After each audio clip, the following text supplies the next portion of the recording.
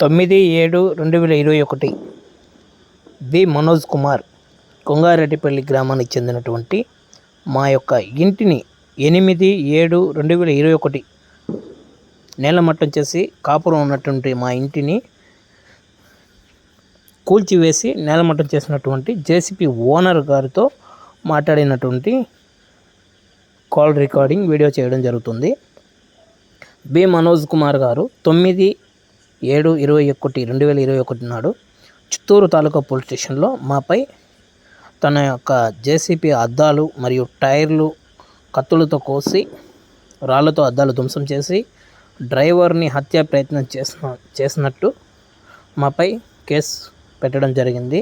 దానిపై అప్పటి ఏఎస్ఐ గారు అయినటువంటి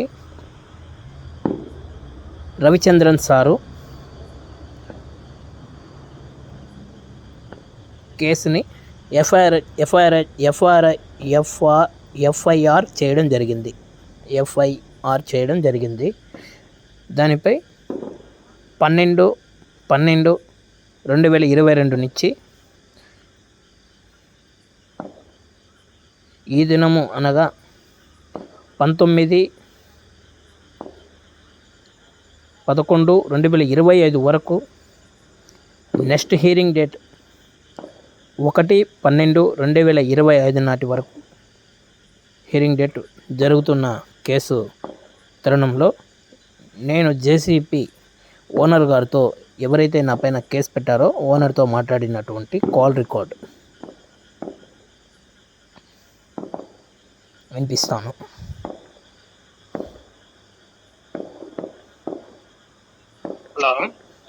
హలో చిత్తూరు కొంగారెడ్డిపల్లి మనోజ్ అన్నా కదనా? జేసీపీ మనోజ్.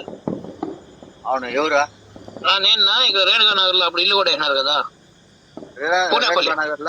పూనాపల్లి దగ్గర ఇల్లు కూడా వేసినానా? శ్రీనివాసులు నావు ఏం బా ఆయన వినాయక దేవర్ పైన వాళ్ళు.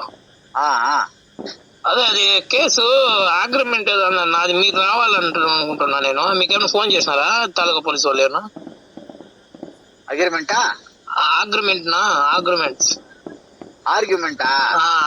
ఆల్రెడీ ఆర్గ్యుమెంట్ అయిపోయింది కదా నాది. అది వచ్చి క్రాసింగ్ ఎగ్జామినేషన్ అగ్రిమెంట్ అన్నారు. అది అది అయిపోయింది. మీరు వస్తారేమో అనేసి అవుగా నాకు వాళ్ళు ఏమైనా ఫోన్ చేయనారా తాలూకా స్టేషన్ నుంచి సార్ వాళ్ళు?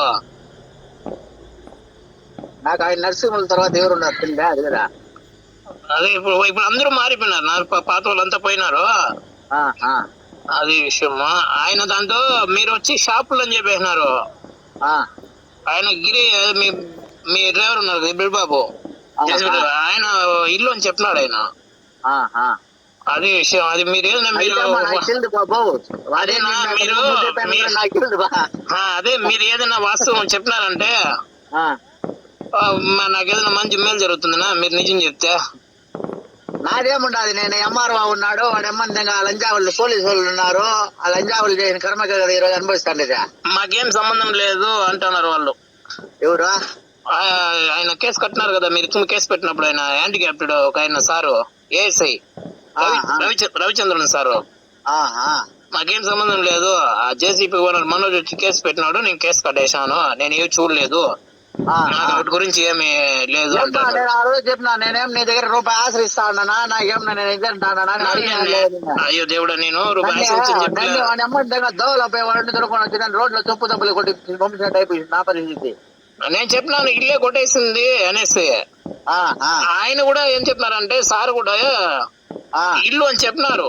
ఇల్లు ప్లస్ బాత్రూమ్ కూడా ఉంది, డ్యామేజ్ చేసి మట్టి అంతా కూడా ఎత్తేసినట్టు కనిపించింది మేము పోయి చూస్తే అని కోర్టులో మేడం గారి ముందు చెప్పినారు, జడ్జమ్మ గారి ముందర. కానీ కేసు ఎట్లా కట్టినావు? నేను అయిపోయినా, నువ్వు అయిపోయినావు అంతే.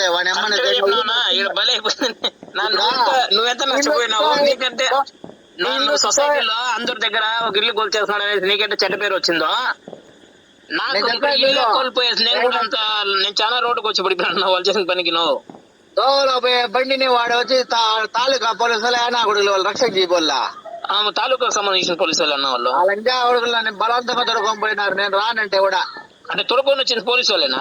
పోలీసు వాళ్ళే. వినాయకము వీళ్ళు పైన వీళ్ళు ఎవరా? వినాయకం కాదే మా ఇంటి గెలిస్తేనే కదా ఈ లంజా కొడుతాను జాగా. Okay okay.